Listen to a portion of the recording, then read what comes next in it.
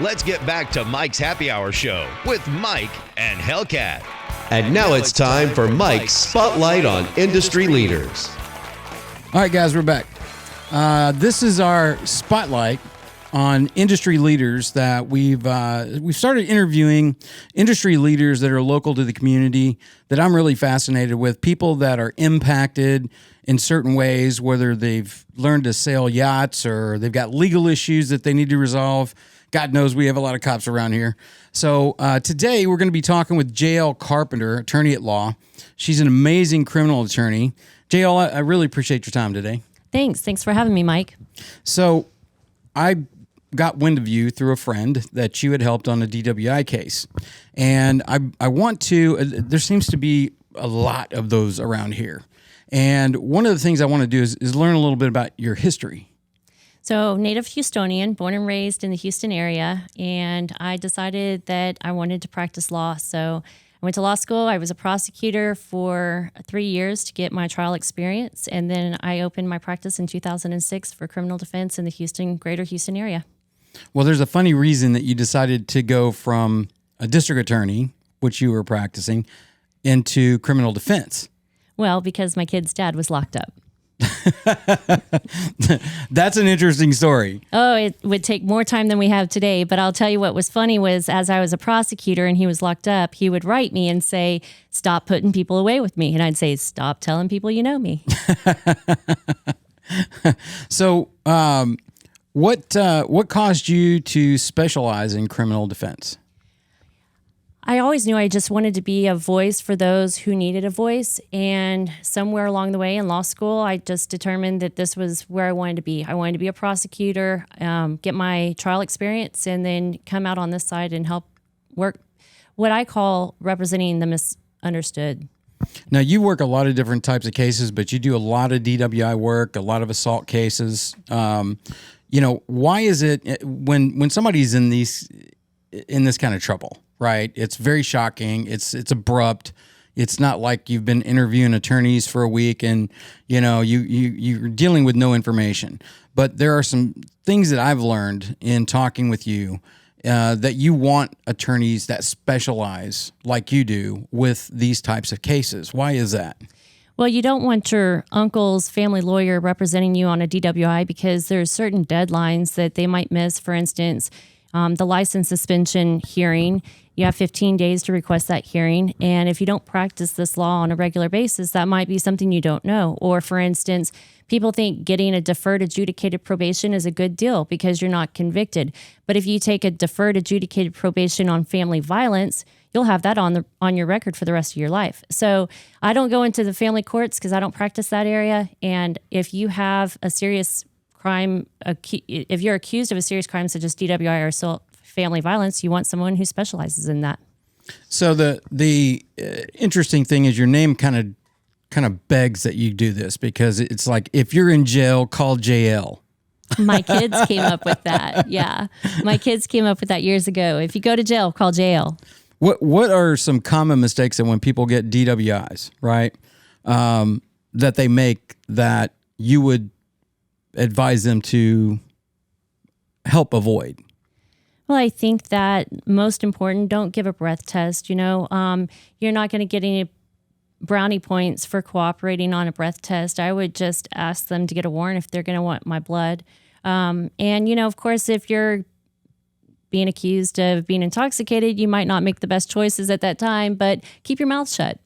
Do they have to get out of the car and do the walk thing with the pencil and all that? You don't have to do any of that if you don't want to. You're probably going to jail, but you don't have to give them any evidence. Right. And if you get out and do all that and it looks bad, you might just be uncoordinated. There's people that don't have good coordination. I'm one of them. So that's just creating evidence that makes it look like you are when you might not be. Correct. Interesting. Now I know something. So if they tell you to get out of the car, do you have to get out of the car? Yes, you do. And be polite and be cooperative, but you don't have to help them build the case against you. Law enforcement's out there to protect us, and they don't need undue hard time. But you probably are going to go to jail anyway. You just don't need to help them build their case. So the regions that you're facilitating. So Harris County, Galveston County, Brazoria County, Fort Bend County, and all in the Austin area, Travis County, Williamson County, and the surrounding counties. That's a lot of region, girl. Well, people need the legal help, and if they've got the money, I got the time. How long have you been doing criminal defense? Over 23 years. Wow. Yeah. So you've seen a whole bunch of crazy stuff. A lot of crazy stuff. I have stories among stories. Okay, well, I want to hear some of these stories. Now, you just got back from this palatial trip. You and your husband. Your husband's a doctor. Yes. And you guys went to Paris. We went to Rome. We flew into Rome, and then we did a Mediterranean cruise throughout all the Greek Isles and came back to Rome and came back to reality. I bet that was freaking amazing. It was amazing. Yeah. 2 so weeks. You had mentioned that you had some cases that you prepared for when you got back. Yeah, so to be able to get away for that 2 weeks, I had prepared 4 cases for trial, set them for trial, and I knew when I was coming back that I would be jumping right back into trial. And to my surprise, all 4 cases got dismissed. Okay, so tell us about the cases. That's what the interesting aspect about this. When you guys hear this is crazy. So the first one was a DWI, a veterinarian, never been in trouble a day in her life, and some women jumped in front of her car, but they were technically the wheel witness. So when I set it for trial, they couldn't track these women down to prove that my client was operating the motor vehicle. So they dismissed that case. And that was a DWI case? It was a DWI misdemeanor. Then on a second case, career drug dealer, he's been a client a couple of times. And every time I get it dismissed, he goes out and picks it up again. I don't know when he's going to learn his lesson, but he's not a very good drug dealer. So this time he was driving somebody else's vehicle and the drugs were in a lockbox, and they couldn't prove affirmative links that he knew that those drugs in that vehicle that did not belong to him were there. So we set the case for trial. He was 25 to life. He's on parole. He was in custody. And actually, that case was set this morning, and last night they dismissed those cases. Whoa. Yeah. 25 to life? Yes. So Mama. This time, I hope he takes that opportunity and he builds a proper life for himself. Ooh. There's another one. So this one, he is one of my favorite clients. He's a Boy Scout. He got through college. He was in high school homecoming king, and then he went to college on a football scholarship, and he got his degree. He started his career. He got engaged to the love of his life, went out for a guy's night, got a hotel room because he's so responsible. They were going out to fight night, and somewhere along the way, someone's put something in his drink and caused him to have like Hulk-like reaction. So his friends knew something wasn't right. They put him in the hotel room. They went down to the bar. And the next thing you know, he's destroying the hotel room. Anything with a reflection, the TV, the mirrors, they were on the 10th floor. He even tried to smash the window of his room, which thankfully didn't break because he would have fallen to his death. But when the cops get there, he's naked, nothing but socks on, walking down the hallway, ding dong swinging, and he's ripping down the lights in the hallway. And so they arrest him for felony criminal mischief. He's cuffed. He falls over, accidentally kicks an officer in the gut. Then he picks up assault public servant. There was about $14,000, $15,000 worth of damage. So we were able to show that it was involuntary intoxication, and they dismissed the cases. That trial was set Thursday, but they dismissed those cases with restitution. He paid for all the damages caused to the hotel. Well, there's a common theme here, JL. Dismiss, dismiss, dismiss, dismiss. That's amazing. That's 4 out of 4. And there's one more.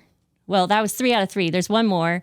The client was on a motorcycle, and there was a bit of a road rage incident, and this guy pulled up so close, he said, to get my client's license plate on the motorcycle, and he hit the client. The client now has a traumatic brain injury.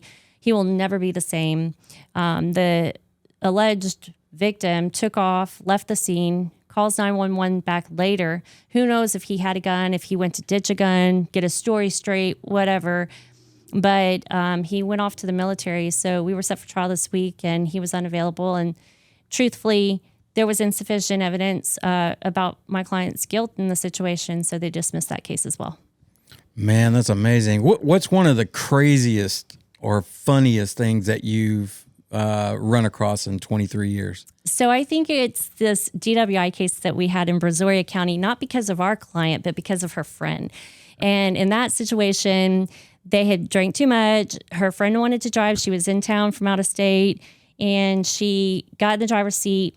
She reversed wrong, hit a pole. So our client was trying to get in the driver's seat to help her, and her friend wouldn't move over. So by the time the cops get there, because someone had already called the cops, both women are in the driver's seat. And we even tried to take a picture of the video to show whose foot was on the gas. But they charged both of them with DWI because they were both in the driver's seat. And in that case, the client's friend had taken some edibles that my client didn't know about.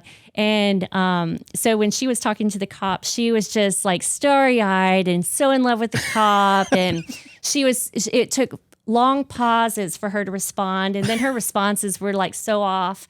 And at one point he said, "Ma'am, I just need you to be honest with me. Can you do that?" And she said, "For sure, 50%.